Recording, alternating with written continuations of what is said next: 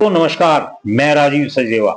आज यशनूर के साथ चलते चलते हम लोग आए कालका परिषद के वार्ड नंबर 6 में। हो सकता है इसका कुछ हिस्सा वार्ड नंबर 5 में भी लगता हो, क्योंकि वार्ड बंदी इस तरीके से की गई है कि आदमी सोच भी नहीं सकता। ये कांगवाल टिपरा ऊपर लिखा हुआ आ रहा है।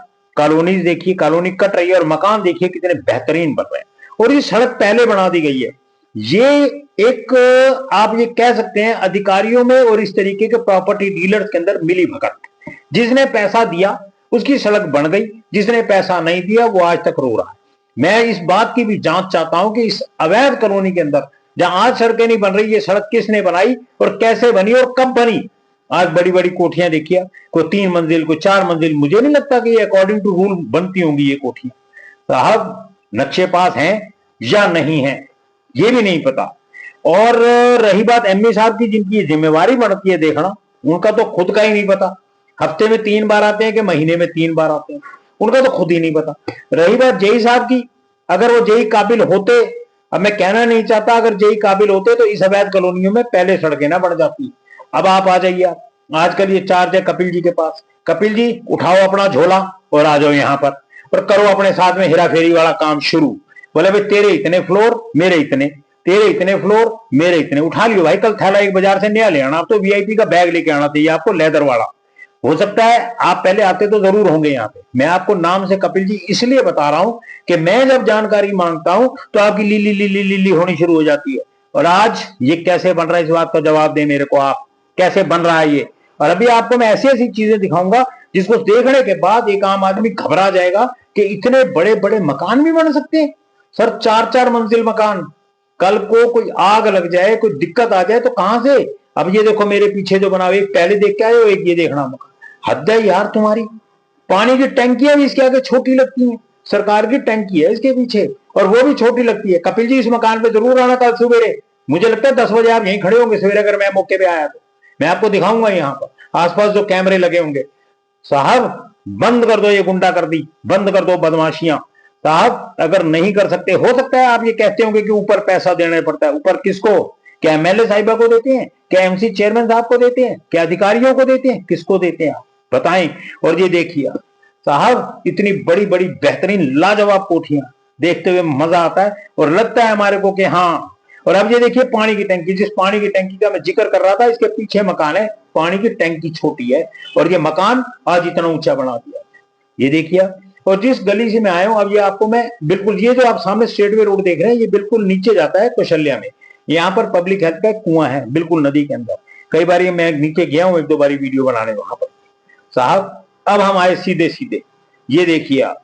अब ये पीछे जंगलात है, यहां पर जमीन का कुछ रोड़ा है। बताया जाता है कि ये जमीन कहीं ना कहीं हो सकता है हिमाचल के अंडर तो नहीं आती, मैं ये भी बताऊंगा। पानी की टंकी के साथ ये आपको देखिएगा एक नया मकान बनाने की कोशिश कर दी गई है। ये बाउंड्री वॉल करके गेट लगा दिया गया। जांच होनी चाहिए इसकी भाई, कहीं तो पानी की टंकी तो नहीं अंदर कर ली। ये जमीन सरकार की है, देखो बिल्कुल जीरो जीरो उसने किया है। जांच करो इस प्लॉट की कपिल जी, सवेरे आके मांगो रजिस्ट्री।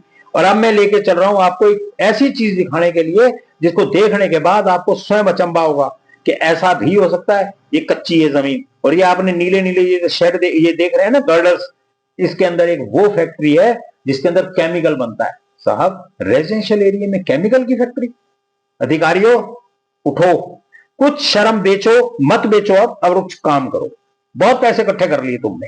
अब ये जो आप देख रहे हैं ना, ये इसके ऊपर जांच करिएगा सवेरे। अब मैं आपको और आगे लेके चलता हूं और दिखाता हूं एक ऐसा महल जिसको देखने के बाद आदमी की आंखें फटनी शुरू हो जाएंगी कि ऐसा क्या हो गया है।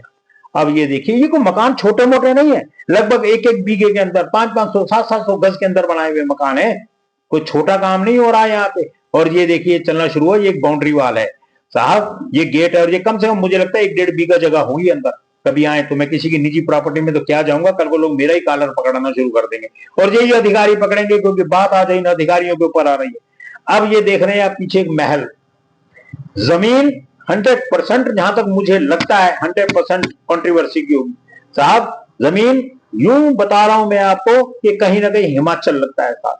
हिमाचल के फॉरेस्ट के लोगों से भी मैं निवेदन करूंगा, ये वीडियो उनको भी भेजूंगा, आके जांच करें इस जमीन की कि कहीं उनकी जमीन को तो नहीं लपेट लिया गया। ये हरियाणा के प्रॉपर्टी डीलर हैं बाबू, ये सब कुछ कर सकते हैं, सब कुछ। और ये देखो जी, इतना बड़ा मकान, क्या इस मकान का नक्शा पास है? जरूर किसी पॉलिटिकल बैकग्राउंड वाले व्यक्ति का मकान रहा होगा या होगा, ये जो अंडर कंस्ट्रक्शन है।